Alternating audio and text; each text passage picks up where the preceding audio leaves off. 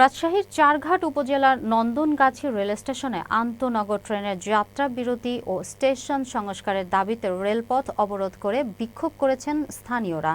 আজ ভোর ৬টা থেকে এই অবরোধ কর্মসূচি শুরু হয়ে চলে সকাল ৯টা পর্যন্ত। এর ফলে স্টেশনের কাছে রাজশাহী থেকে খুলনা অভিমুখে ছেড়ে আসা সাগরদাড়ি ট্রেন আটকিয়ে দেওয়া হয়। ফলে সারা দেশের সঙ্গে রাজশাহী ট্রেন যোগাযোগ বন্ধ হয়ে যায়। বিক্ষোভকারীদের দাবির মধ্যে ছিল silk city express, Sagardari express, Barendra express ও ঢালারচর এক্সপ্রেস ট্রেনের যাত্রা বিরতি এবং স্টেশনের সংস্কার। জানা গেছে, প্রায় ২০ বছর ধরে বন্ধ থাকা এই স্টেশনের নেই কোনো কার্যক্রম। লোকাল ও আন্তনগর ট্রেন থামে না। স্টপেজ না থাকলেও অনেক সময় ক্রসিংয়ের জন্য দাঁড়ায় ট্রেন। এ বিষয়ে পাকশী জিআরপি থানা পুলিশের ভারপ্রাপ্ত কর্মকর্তা জিয়াউর রহমান বলেন, রেলপথ ৩ ঘন্টা অবরোধের পর সেটি প্রত্যাহার করা হয়েছে। বর্তমানে রেল যোগাযোগ স্বাভাবিক রয়েছে।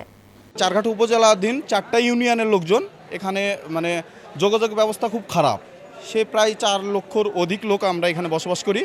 আশপাশে আমাদের তেমন উন্নত স্টেশন নয়। পাশে সারদা স্টেশন, তার সামনে আরানি স্টেশন। এখন আমাদের মূল উদ্দেশ্য ছিল যে এখানে ট্রেনের স্টপেজ দেওয়ার জন্য আমরা যে আন্দোলন করছিলাম, আমাদের কথা দিয়েছিল যে ১ তারিখে আমাদের স্টপেজ হবে কমিউটার ট্রেন, সেটাও স্টপেজ দেয়নি, তারা কথা দিয়ে কথা রাখেনি। আমাদের এখানে স্টেশনের সংস্কার, এটা হলো আমাদের এলাকার গণমানুষের দাবি ছিল। আমরা এর আগে আন্দোলন করেছিলাম এবং রেল কর্তৃপক্ষ আমাদেরকে সম্মতি দিয়েছিল যে এখানে ট্রেন থামবে।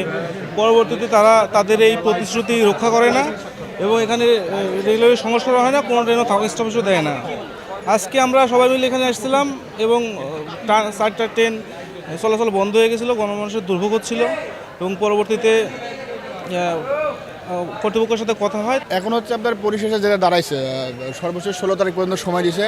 16 তারিখের পরে যদি যে দাবি, সে দাবি যদি মানা না হয়, তাহলে আবার পরবর্তী যেটা পদক্ষেপ হয় সেই পদক্ষেপে যাওয়া। সাগরদাড়ি এক্সপ্রেস ট্রেন আটক রেখে নন্দনগাছি রেলওয়ে স্টেশনের এখানে স্টপেজ করার দাবিতে স্থানীয় জনগণ আন্দোলন করেছেন।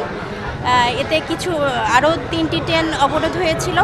তো এই বিষয়টা আমাদের আইনশৃঙ্খলা বাহিনীর সদস্য ছিল, তাদের সাথে আলোচনা হয়েছে যে তাদের যে দাবি দেওয়া তারা যেন আমাদের লিখিতভাবে জানায়। এটা আমরা যথাযথ কর্তৃপক্ষের মাধ্যমে রেল সচিব মহোদয় বরাবর পাঠিয়ে দিব এবং তারা নিশ্চয়ই ঊর্ধ্বতন কর্তৃপক্ষ অলরেডি তাদের সাথে আমাদের কথা হয়েছে, তারা এটা বিবেচনায় নেবে।